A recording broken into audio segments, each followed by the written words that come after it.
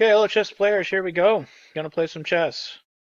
We've got an e4, e6, we got a French defense. And then we've got this passive do nothing system. I did do a video on how to beat this. Basically, you just move everything out like I'm doing, and then eventually we're gonna play h4, h5. He's also doing it with the standard kind of double fianchetto, which again is double fianchetto is not great. You always end up with one bad bishop no matter how the center stabilizes in the end. I've noticed with like students and a lot of people, like whenever I start teaching them or whoever, just whoever, they love the double fianchetto. So many people love the idea of double fianchettoing. The downside of the double fianchetto is, of course, that you always end up with one bad piece. I hung that rook there a couple times. Um, that's the downside. There's actually not really an upside to it, like you would think there is. The double fianchetto really only works if the center is completely blown open, or if you have some other kind of very specific idea in mind with it. Just double fianchettoing from the start. Typically, you end up with one bad bishop. So that's the very short answer on why the double fianchetto is. I mean, I don't know why people are so obsessed with it. Um, so let's take with the queen, so he can't castle queenside, and then if he castles kingside, he's castling into the attack. Okay, so he took this way. We'll take here. Maybe I should have played queen e4. I'm way up on the clock here. I don't have much of an advantage other than the fact that this bishop is essentially locked in forever. That's really the only thing I got going for me. Let's go here and bring. I need to bring the other rook maybe to here. I don't know. Check again. B4. Rook is trapped, so I should win that. But yeah, just small advantage there out of the opening. Everything went pretty well. Okay, so we're gonna play another game and see how it goes. Me versus Smiling Knight again. Oh boy, this guy. As you can see, we've played like 56 games. I've won 26. He's won 30. So hopefully this can be one of my wins. With me talking about it, probably not. The main thing is I gotta like not lose so much time on the clock against this guy. I'm always losing time on the clock against this guy.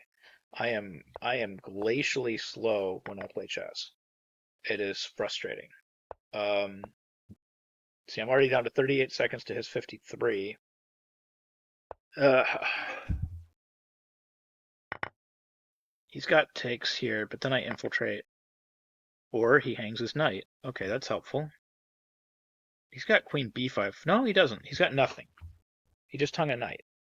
Okay, so that's helpful. And now he's going to think.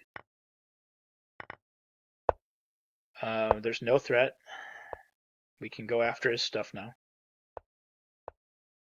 Okay, we can target everything now. Okay, targeting. King g7, we were always safe. Okay, knight back to d6. Hit his rook, hit his pawn on b4, and I'm not down that much on the clock anymore. He will still move faster than me, though, because everybody does. I made a little bit of a mess here, but it's working. I made a big mess now.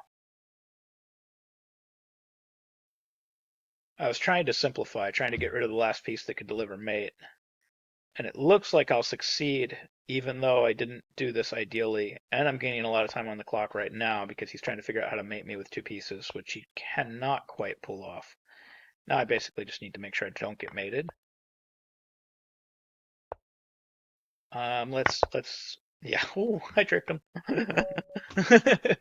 Yay! One of my wins against Smiling Knight. Oh well, he hung a piece there in the opening. That helped. So getting closer to evening the score against him. Okay, we'll play one more. Let's see. What are we gonna do here? We got this guy again. Okay, so we got symmetrical English. This stuff. This is gonna be really boring and really equal for a while. This is all kind of really well-known stuff. Nothing special is happening here at all. B6. I got to get my last piece out. Now, as much as I rail on the double fianchetto, in this case, it makes sense. So I mean, there's exceptions to every rule. Okay, can't take here yet because that's hanging. Can I do this? I want to so bad. Takes, takes, takes, takes. And then I am down material, so no. Okay. That should not have taken me that long to figure out. Okay, so this is just equal, but I am down on the clock again. This is a theme. A5, maybe? What am I going to do to improve, though? This is the harsh reality of this position. Oh, what a mess. Oh, he hung his queen. That helps. 15 seconds left to win the game. He just hung his queen. I think I can do this. Especially since he doesn't have a clear way to complicate. Like, because his rook is also kind of hanging. And then, like, so, like, if he plays rook takes rook, rook takes rook, bishop takes, I can take his bishop, and then takes, takes, and then he's run out of stuff.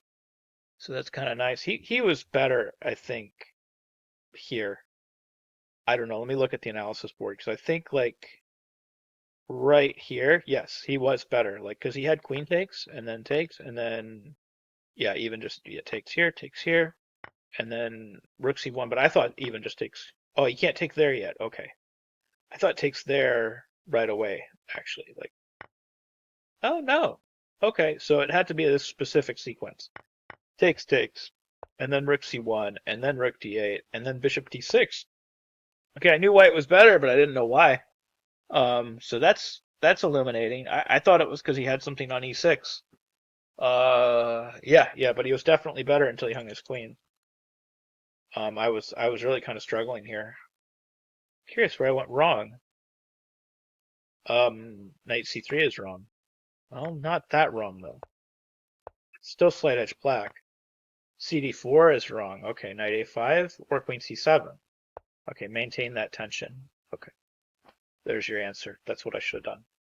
And then that's still slight edge black. Okay, well, anyways, I hope you found those games helpful, useful, learned something new about chess. You can always learn something from your games. You know, when you make mistakes, when you win, when you lose, it doesn't matter. You can always learn. Anyways, hope you enjoyed the content. Thank you very much for watching.